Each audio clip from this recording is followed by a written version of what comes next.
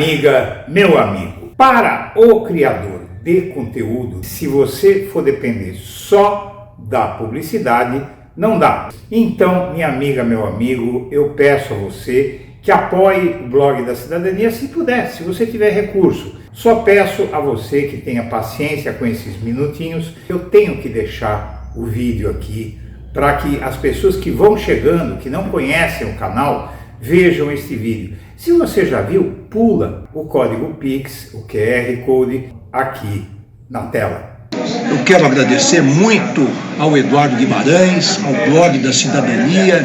O Eduardo tem o Blog da Cidadania, que é um blog muito importante, que tem milhares de seguidores, já prestou grandes serviços. Eduardo, eu queria dizer para você o seguinte: você sabe que amigo a gente escolhe. E pessoas de caráter como você, ao longo desse tempo que nós nos conhecemos, qualquer coisa que você precisar, você pode contar comigo, que eu serei parceiro nessa luta também. Boa tarde, senhoras e senhores. Hoje é 8 de maio de 2025, são 19 horas. Minha amiga, meu amigo, o Procurador-Geral da República deve pedir pena máxima para Ramagem, e não só agora, depois dessa palhaçada da Câmara dos Deputados, não só agora para 3 crimes cometidos antes do mandato dele. A Justiça, a primeira turma do STF, vai fazer a consulta, evidentemente, ao Procurador-Geral da República, e ele vai pedir o que a primeira turma já pretende fazer. Não vai conceder a Alexandre Ramagem nem mesmo a retirada dos crimes que ele cometeu quando já era deputado. Por quê? Porque o STF já tem jurisprudência formada no sentido de que crimes não são cumpridos por imunidade parlamentar. Essa regra da Constituição que permite à Câmara sustar uma ação penal contra um parlamentar, contra um deputado, permite à Câmara, ao Senado, né, ao Congresso, ao Poder Legislativo, sustar ações penais contra parlamentares, ela serve para garantir a liberdade de expressão. Porém, o que acontece é que liberdade de expressão não abarca crimes. O cometimento de crimes não está coberto por essa regra do artigo 53 da Constituição.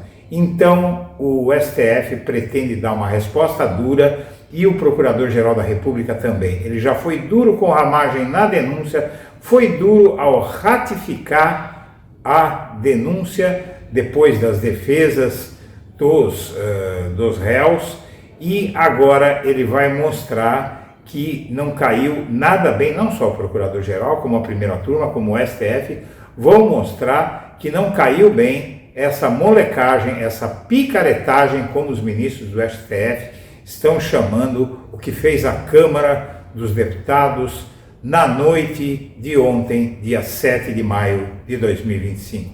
Vamos assistir. O Prêmio IBEST 2025 de melhor canal de política tem já mais de 30, cerca de 30 escolhidos, e vários canais conhecidos de direita e de esquerda disputam o prêmio.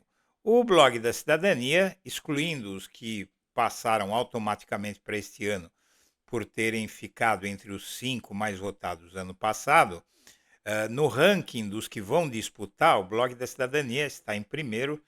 O que é ruim é um canal de direita, não é? Porque todos os canais de direita estão subindo forte. Você pode ver que onde tem a setinha para cima, verdinha, é canal de direita. Tá vendo? Só canais de direita. Os canais de esquerda, praticamente todos estão indo para baixo ou estagnados, né? Então aí, se você puder, vote no iBest, no Blog da Cidadania. No caso, eu tenho que pedir o voto para mim mesmo, né? E se você puder, faça isso. O link está na descrição do vídeo. Muito obrigado. A organização criminosa sempre incentivou e apoiou a mobilização do grupo de pessoas em frente ao quartel-general do Exército em Brasília, que pedia a intervenção militar na política. Parte desse pessoal, na fatídica jornada de 8 de janeiro, desceu toda a avenida que liga o setor militar urbano ao Congresso Nacional, acompanhados e escoltados por policiais militares do Distrito Federal.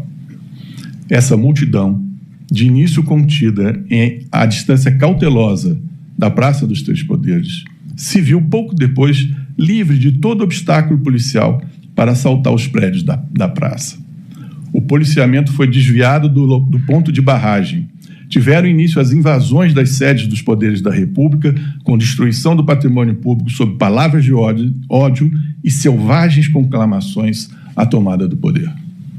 O caso de invasão, destruição e brutalidades ocorridos em 8 de janeiro de 2023 têm sido analisados e julgados pelo Supremo Tribunal em diversos processos penais.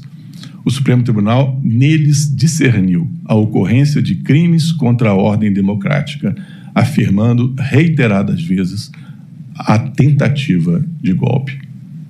O episódio foi fomentado e facilitado pela organização denunciada, especialmente pelos denunciados que estavam, a esta altura, na Secretaria de Segurança do Distrito Federal. A decisão dos generais, especialmente dos que comandavam regiões, e do comandante do Exército, de se manter no seu papel constitucional, foi determinante para que o golpe, por fim, tentado, posto em curso, não prosperasse. Mas crimes houve. E não somente os crimes de dano. Tanto o artigo 359-L quanto o artigo 359-M do Código Penal tipificam o atentado contra as instituições democráticas. Portanto, a tentativa, até porque, como é evidente, golpes que se consumam não geram punição dos vitoriosos, essa tentativa é fato punível, descrito em lei. Todos esses fatos estão narrados na denúncia segundo a sua ordem cronológica, com a indicação dos envolvidos e descrição suficiente da participação de cada um. Os fatos estão pormenorizados com a exposição de suas circunstâncias. Foram atendidos os requisitos do artigo 41 do Código de Processo Penal, permitindo aos acusados a compreensão do que lhes é atribuído a título de crime. Esta turma, em sintonia com tantas outras decisões da Corte, já decidiu no inquérito 4.093 que não é inepta a denúncia que, ao descrever fato certo e determinado, permite ao acusado o exercício da ampla defesa. O Alexandre Ramagem teve essa decisão a seu favor da Câmara dos Deputados, que pretensamente trancou a ação penal contra os 34 denunciados pelo Procurador-Geral da República. Muito bem, veja só, o artigo 53 da Constituição, no qual eles se baseiam, não permite essa conclusão que a Câmara dos Deputados tomou, essa decisão também, conclusão e decisão que a Câmara dos Deputados tomou na noite de 7 de maio de 2025. Aqui está a denúncia da Procuradoria-Geral da República. Eles se basearam no Alexandre de Ramagem, que, por ser deputado federal, ele é protegido pelo artigo 53 da Constituição Federal, que permite à Câmara dos Deputados paralisar uma ação penal contra um parlamentar, seja deputado ou seja senador. E o Senado ou a Câmara pode fazer isso. Muito bem, mas não é o caso de Alexandre Ramagem. Aqui na denúncia da PGR, o Alexandre Ramagem aparece várias vezes e a responsabilidade, aqui diz, a responsabilidade pelos atos lesivos da ordem democrática recai sobre a organização criminosa liderada por Jair Messias Bolsonaro. E aí a organização se desenvolveu em ordem hierárquica e com divisão de tarefas preponderantes entre os integrantes. Jair Messias Bolsonaro, junto com Alexandre Rodrigues Ramagem, ele é o primeiro, inclusive, Almir Garnier, Anderson Gustavo Torres, tal, integrantes do alto escalão do governo federal. Muito bem, tem mais do Ramagem aqui.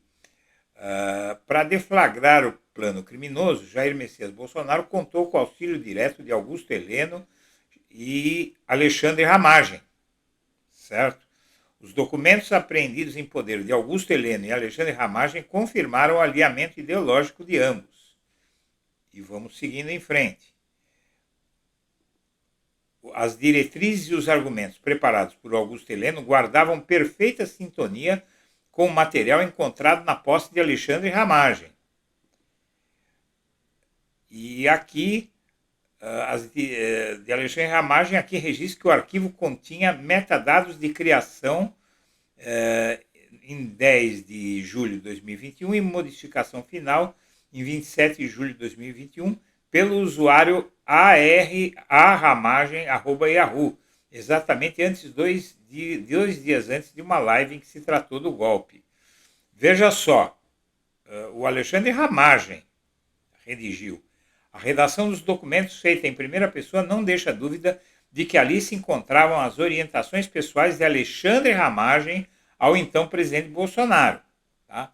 Então aqui, essa denúncia mostra que o Alexandre Ramagem, ele não pode ser absolvido, ou melhor, ter ação penal contra ele paralisada pela Câmara dos Deputados, porque ele cometeu crimes antes de virar deputado. E a Câmara só pode estender essa paralisação para os seus membros. É o que diz a Constituição, como você vai ver a seguir. Quando o Alexandre Ramagem não era deputado, os crimes que ele cometeu, ele teria que responder. Só que o Supremo fez um outro entendimento desse dispositivo constitucional, aí o artigo 53 da Constituição, que você vai entender agora. Vamos lá. A Câmara suspendeu o processo contra o Alexandre Ramagem, não é? Suspendeu isso ontem à noite, e o Hugo Mota, na tarde desta quinta-feira, notificou o STF sobre a decisão da Câmara que trava a ação de Ramagem. E, com isso, o Luiz Roberto Barroso determinou que o ministro Zanin, que é o presidente da primeira turma, analise a decisão da Câmara de suspender o processo contra Ramagem, Bolsonaro e outros réus. Então, o que acontece? Essa notificação do presidente da Câmara vai ser analisada pela primeira turma. Simples assim. Decisão, inclusive, do presidente do Supremo Tribunal Federal, do presidente do Poder Judiciário brasileiro, presidente do Poder Judiciário, não é? E aí, os analistas todos dizem a mesma coisa. Não há nenhum analista que diz que é diferente, pelo menos que se viu até agora. O STF não vai se deixar driblar pela Câmara. O professor de Direito Oscar Vilhena, que é um jurista renomado, não vê chance de o Supremo Tribunal Federal aceitar extensão de regra que autoriza deputados a suspenderem processos criminais contra os pares. Para ele, a decisão da Câmara foi simplesmente um ato de defesa corporativa. Muito bem. O presidente da OAB diz que a ordem da Câmara para travar a ação do golpe é casuísta, jogo de forças. E olha que ele é de direita, esse cara.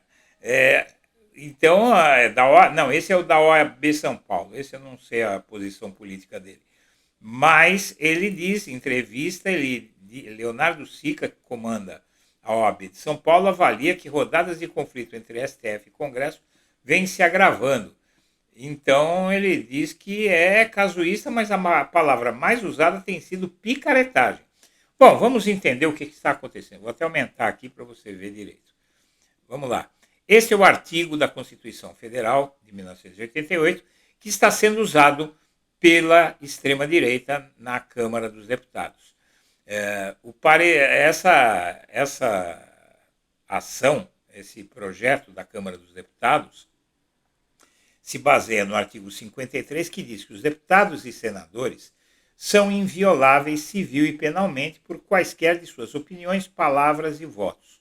Bom, para começo de conversa, aqui está dizendo o quê? Os deputados e senadores. Muito bem, só que eles querem trancar a ação contra os 34 denunciados pela PGR e tornados réus pelo STF, a começar por Bolsonaro. O Bolsonaro é deputado? Não. O Bolsonaro é senador? Não. O Braga Neto é deputado? Não. O Braga Neto é senador? Não. O Anderson Torres é deputado?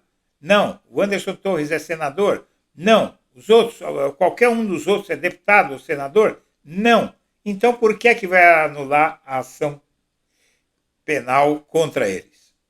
Não se entende, não é? E diz aqui, os deputados e senadores, desde a edição do diploma, serão submetidos a julgamento perante o Supremo Tribunal Federal, quando for o caso. Desde a expedição do diploma de parlamentar, os membros do Congresso não poderão ser presos, salvo em flagrante de crime inafiançável. Nesse caso, os autos serão remetidos dentro de 24 horas à casa respectiva. Recebida a denúncia contra o senador ou deputado por crime ocorrido após a diplomação, o Supremo Tribunal Federal dará ciência à casa respectiva que, por iniciativa de partido político nela representado e pelo voto da maioria de seus membros, poderá, até a decisão final, sustar o andamento da ação. Perfeito, ótimo. Mas, primeiro, desde que seja deputado. Aí vamos em frente. O pedido de sustação será apreciado pela casa em prazo de 45 dias. A sustação do processo suspende a prescrição. Enquanto durar o mandato, a prescrição não caminha. Ok. 6. Os deputados e senadores não serão obrigados a testemunhar sobre informações recebidas ou prestadas em razão do exercício do mandato. Ok. A incorporação às Forças Armadas de deputados e senadores, embora militares e ainda que em tempo de guerra, dependerá de licença da respectiva casa. E 8. As imunidades de deputados e senadores subsistirão durante o estado de sítio, tal. Muito bem. Aqui fala em deputados e senadores. Acontece que isto aqui é um artigo que regulamenta a imunidade parlamentar. É um dos artigos que regulamenta a imunidade parlamentar. Para que serve a imunidade parlamentar? Serve para proteger o parlamentar daquilo que ele disser e fizer dentro da Câmara dos Deputados. Não do que ele fizer fora, do que ele disser em qualquer lugar, se for referente a algo referente ao mandato dele, tudo bem, não pode mexer com ele. Ele tem imunidade para dizer, inclusive, imunidade às opiniões dele. Agora, se esse deputado sai na rua e começa a pregar nazismo, ou pregar racismo, ou pregar pedofilia, ele não tem imunidade parlamentar nesse caso.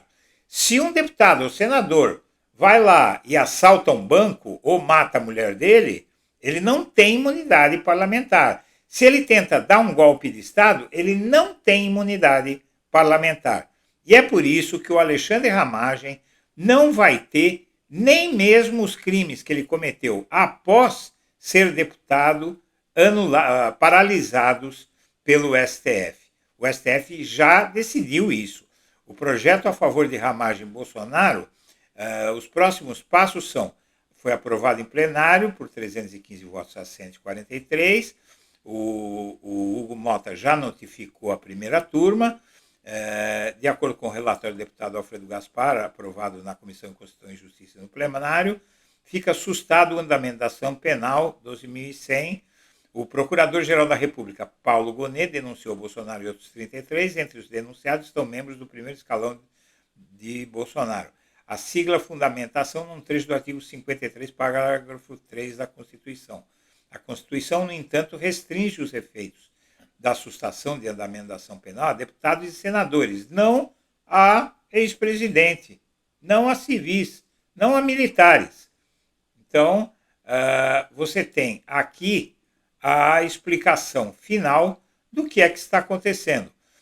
O Bolsonaro e os demais denunciados pela Procuradoria-Geral da República não têm direito a nada e o Alexandre Ramagem vai ter que responder a todos os crimes, porque o crime de dano que ele cometeu é um crime que não está coberto pela imunidade parlamentar. Então, essa decisão da Câmara, ela é tanto mais tendenciosa no sentido de que significa querer proteger um parlamentar que cometeu crimes. Quanto aos crimes que ele cometeu antes de ser deputado, não havia nem dúvida, apesar de a Câmara ter ignorado de uma forma que está sendo criticada por 10 entre 10 juristas. Mas aqueles crimes que ele cometeu depois de ser deputado também não estão cobertos pela imunidade parlamentar. E é isso que o STF vai fazer.